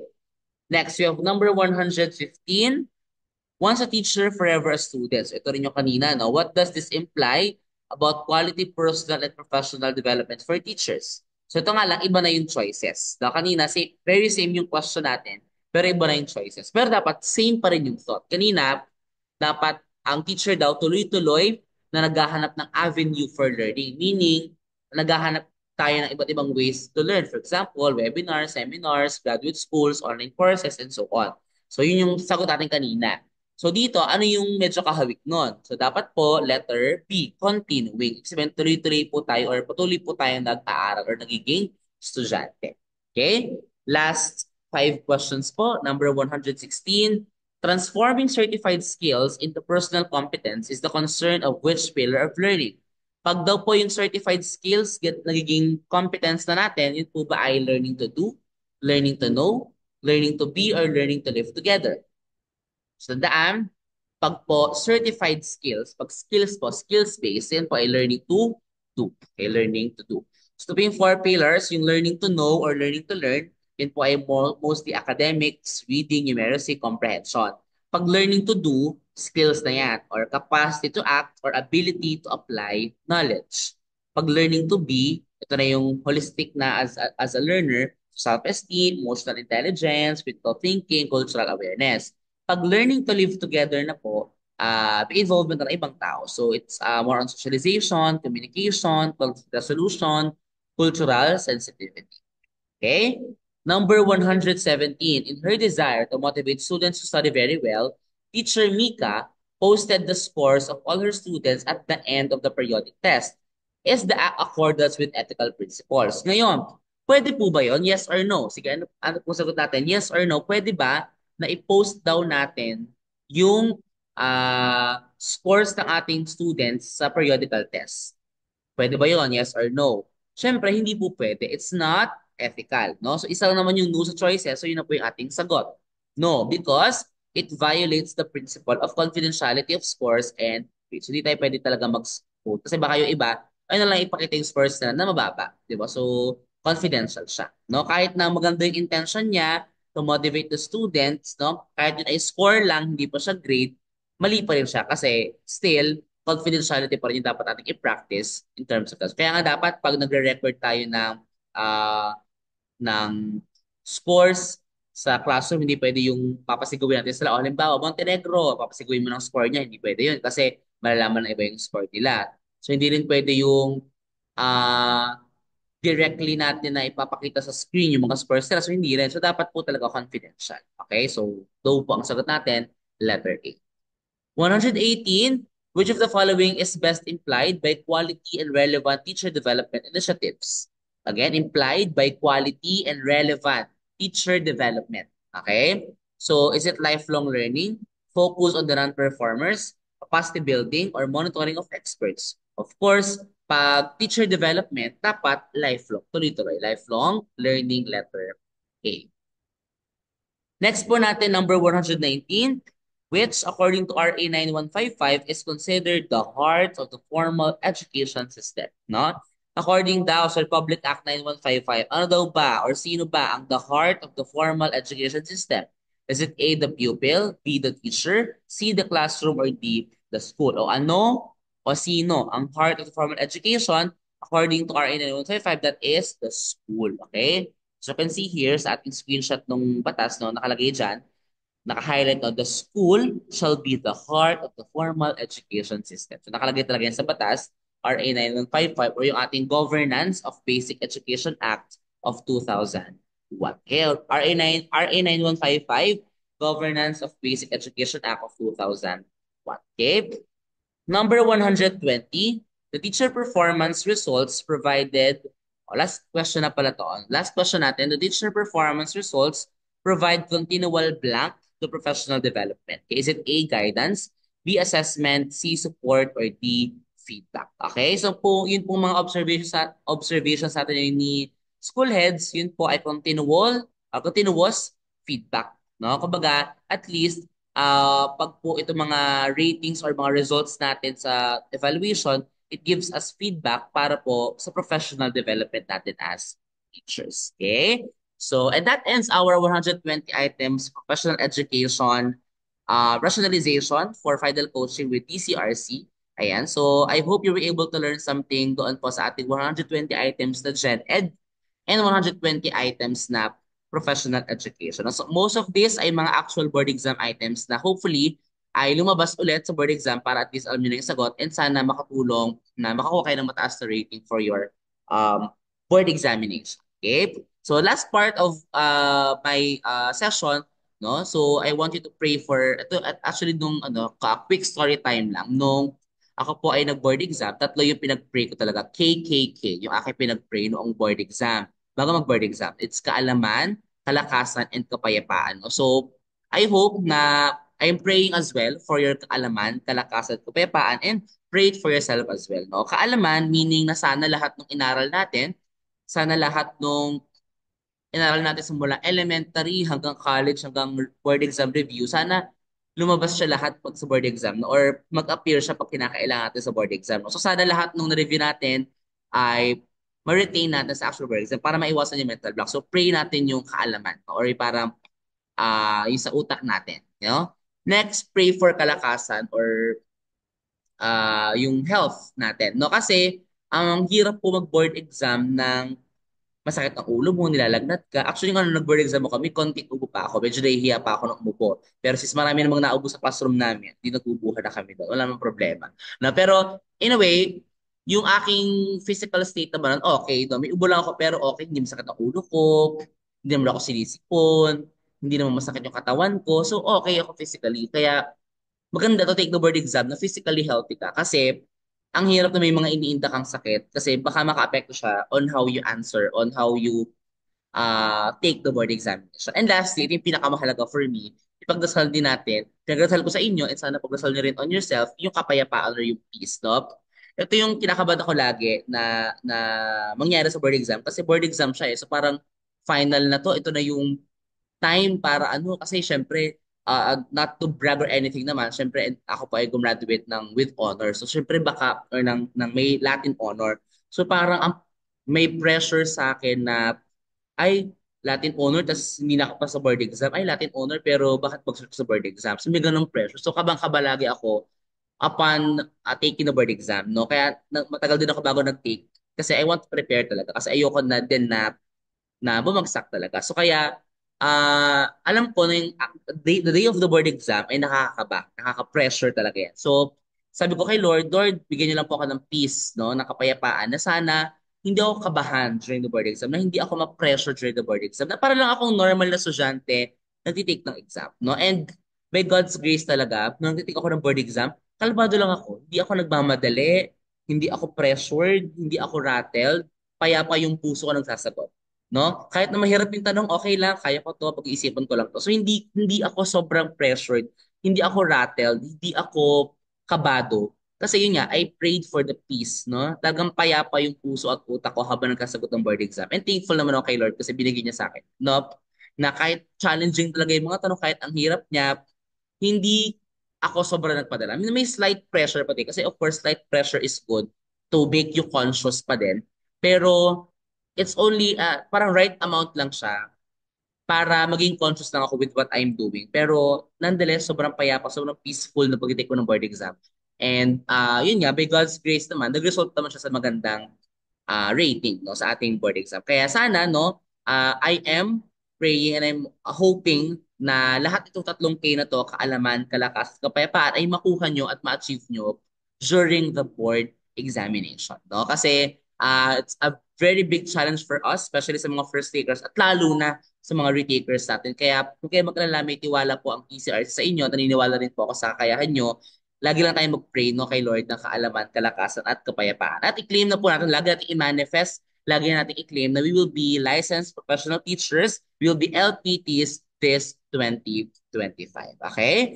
So yun po, maraming maraming salamat po TCRC, and sa inyo po lahat, maraming maraming salamat for trusting me din, no, and listening sa atin pong discussion for tonight for Jared and Prophet. And again, let's pray for kaalaman, kalakasan, kapayapaan. Let's claim that this LPT na tayo this 2025. Okay? Bye-bye po everyone and thank you so much.